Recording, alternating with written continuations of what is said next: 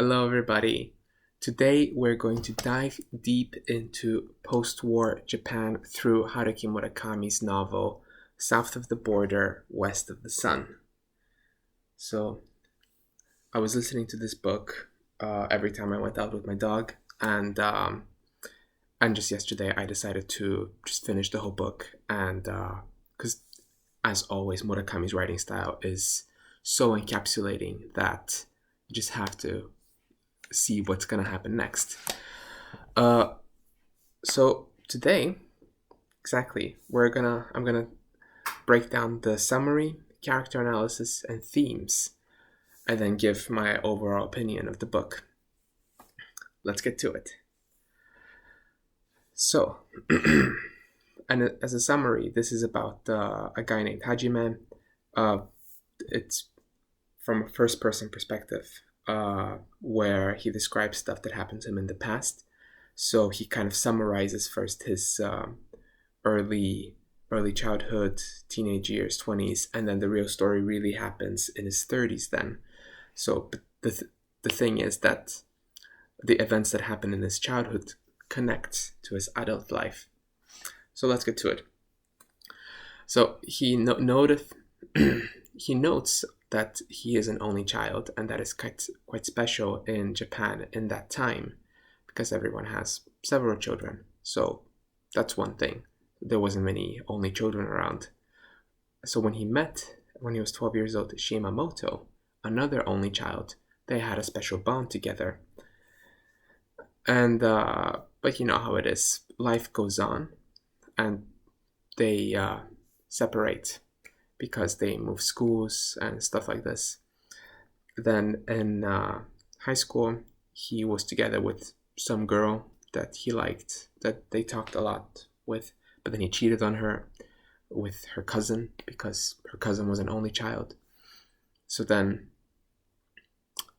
so then they were together, but then went on and they split apart. He moved to Tokyo, his girlfriend stayed in that town, and she was very miserable, as we're going to see later in his 30s then. But his 20s, then he summarizes that they were basically, he was supposed to be in that student revolution. And he was like the Hajime guy. He was there for a bit, but he wasn't really into it as much. And after university, he started working at some textbook company. And he describes that later in the book, that those years he was in the well. So in Murakami's books, we often get to see that characters usually end up in a well, sometimes physically, sometimes metaphorically. Sometimes there is a well in his books. It's just there, but it stands for severe depression and a place where you can't really get out of unless you have somebody else's help to pull you out. And that's what happened. He met a woman when he was 29 or 30, Yukiko, which later became his wife. And they got married and they were really happy. And Yukiko's father was luckily very rich, so he gave him a loan, a small loan of $1 million. No, he didn't give him that big of a loan, or I don't know, but he gave him like a loan to rent, to own a bar. And that's what Hajime had, like a bar, and he was surprisingly really good at owning it. So he opened another bar, and then he became famous by this one little article that was about him on a magazine. So then all his classmates from his childhood came to visit him, throughout the whole month. And then Shimamoto came, his first, like they were friends, but really they liked each other in a special way when they were 12, but now that they're adults, they realized that they were actually in love with each other.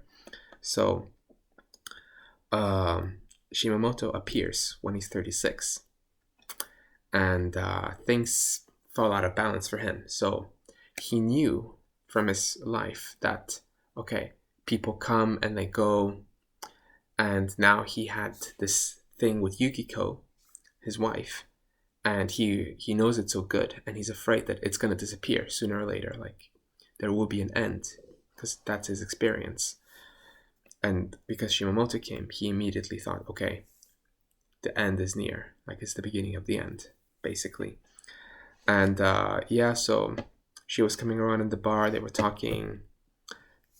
She made him go to the river with him, and that's where she admitted that she had a baby that died, and then she casted the she put the baby ashes in the river. Then she disappears for several months, which Hajime doesn't really enjoy that time because he really loves her. And yeah, but then she comes back and they go to a hut. She suggests of killing themselves as a joke on the way to the hut. Then they have sex in the hut for the first time, and after that she disappears forever. So then Hajime decides to stay with his wife. The end. Not a very fun story, but we will go into the character analysis and themes so that we can understand what really happened there and what we can take from the book. What was Murakami trying to show us this time, right? So we'll start off with Hajime. So he was the first person, like narrator, kind of. So this means that he is naturally unreliable in his narration. So we can't really analyze more people than really just Hajime. And I'll try to analyze Shimamoto, but it's only through his experiences and his perspective. So you see, it's not so clear. Either way, he starts off as very egoistic and egocentric, like only thinking about himself and never really thinking about other people. And then his character basically evolves in the last chapter, really, when he and his wife decide to live for the children, and he finally starts asking her questions about what she thinks and how she feels, instead of just him saying by himself what he thinks and feels. Either way, he is also sporty, but he's also a bit boring. So the only time when he was a little funny was when he made two jokes with Shimamoto in the entire book. And basically, he is kind of, throughout his life, passive. But then because he got lucky that his father-in-law gave him the chance to run his own business, then he actually showed that he had a talent to spot talented people so that they can work for him. And that was actually a really good thing. But yeah, so let's move to Shimamoto then. Who was she? Well, they were 12 years old when they were just playing, so then they were just kids. But as an adult, Shimamoto became this mysterious woman that doesn't want to admit that she's mysterious. And as a kid, she was also limping, which made her stand out even more as a child. So it wasn't just because she was an only child, but also she was limping. So there was always something special going on with her. And then when they met, Hajime realized that she was actually really rich, but she didn't want to say anything how she got this rich or anything like that. Like it sounded like she was really hating herself for it. And it looked like she was actually in the metaphorical well when she appeared in his life. Now, I have a theory that she became rich by getting involved in some kind of bribe, because we saw that Hajime almost got involved in that through some like a dummy. He created a dummy company together with his father-in-law, and they were going to do some insider trading somehow, and he was going to get a huge chunk of money because of this. And but that he didn't want to do this because he would hate himself for it, because it's like not a fair way to make money, and that's just not him. So I'm guessing that Shimamoto probably had a similar experience, and thus she never had to work, but she hated herself for it, for tricking the system, kind of. But yeah, you never know. That there is no real connection there. But then let's go to the themes. And I saw two major themes, and they basically connected through one whole big theme, and that is the whirlwinds. You get stuck in the whirlwind, you're together with somebody, and then you separate. So Hajime and Shimamoto, they were basically calling themselves lovers under an unlucky star. So they were born in the wrong era, because later, like the generation after them, there were many only children, and not only this, but they got separated, and a lot of things happened. So they think that, oh, but they're just unlucky, according to them. But really, were they unlucky lovers? Because when they met, Hajime never really thought about Shimamoto so much. She only came to mind sometimes. But he was basically living his life and just doing his thing. But then once he got famous, then she came. So, and she was telling him how she was obsessing over him, and yet she never really came to him until she saw that he was successful. So I don't know. She's kind of and then he said that he loved her and all this, but I don't know, the reliability of their statements, not so good. So anyway, the whirlwinds, basically, yeah. One sub theme is the impossible love, and that is when an object becomes inaccessible. You can't reach it. That's the object of your desire. So, for example, my object would be to become a multimillionaire, and that is so far out of reach for me that it's a special desire. So, for example, for Hajime,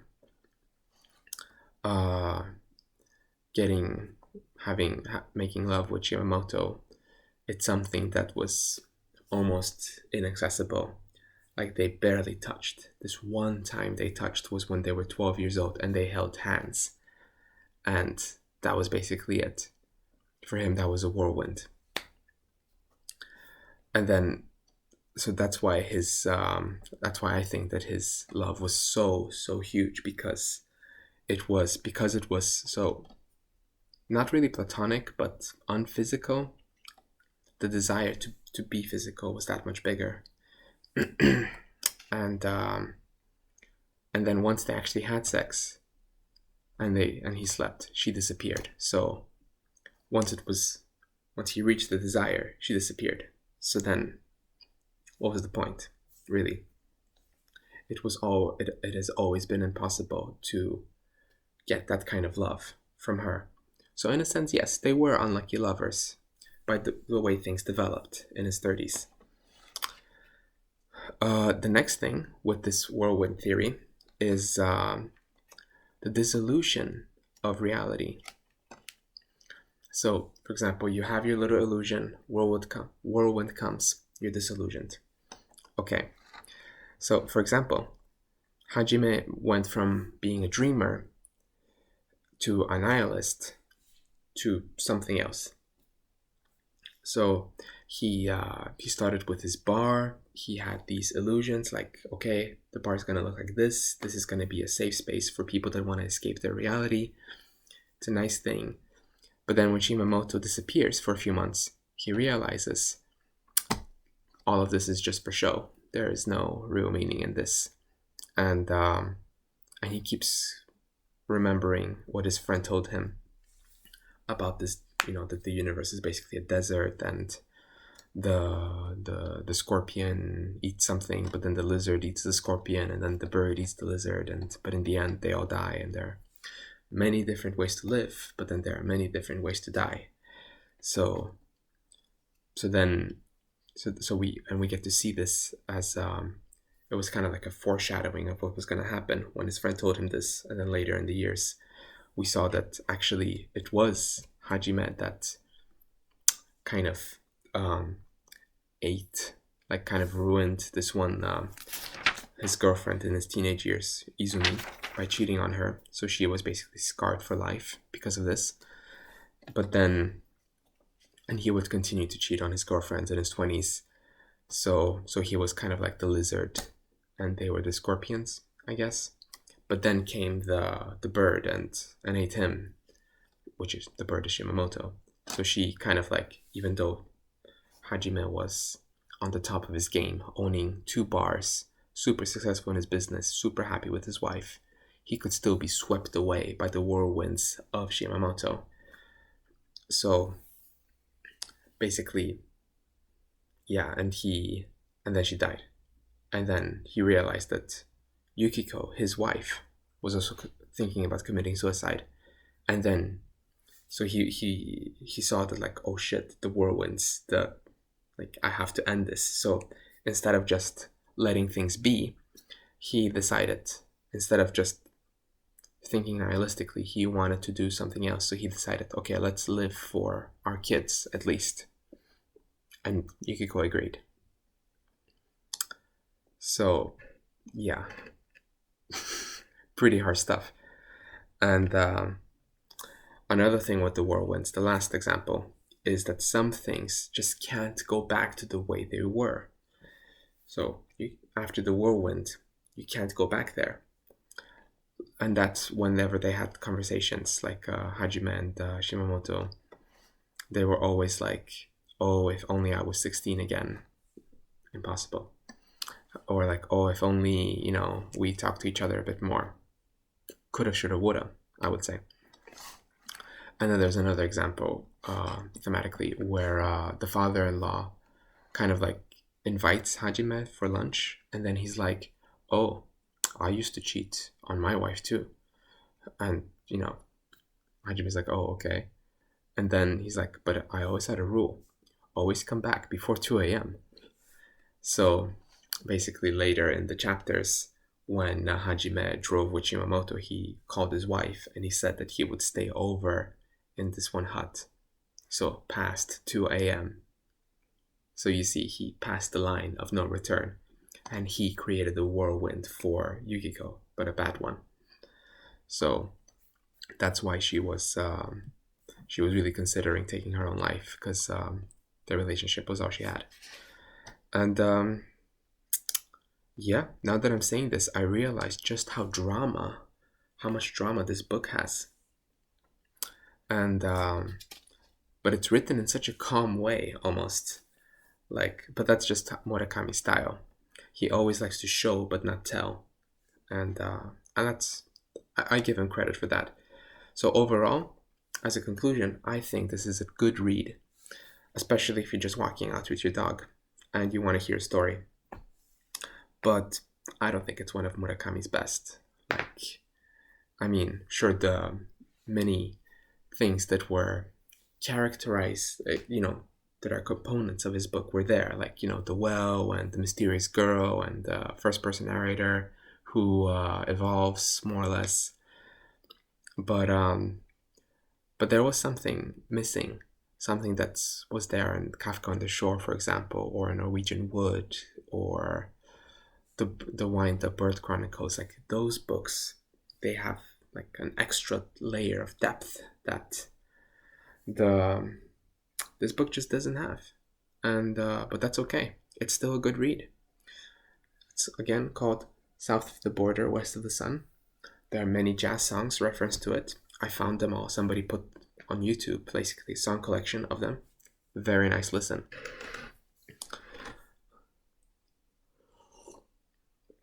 But yeah, thank you guys for listening this far. I doubt anyone has gone this far, honestly. But yeah, because in the time of the recording, I'm like 20 minutes in, so, and it's morning, so I'm probably not sounding at my best right now. So, but yeah, it's a personal vlog. I'm not here to get famous anyway. See you around.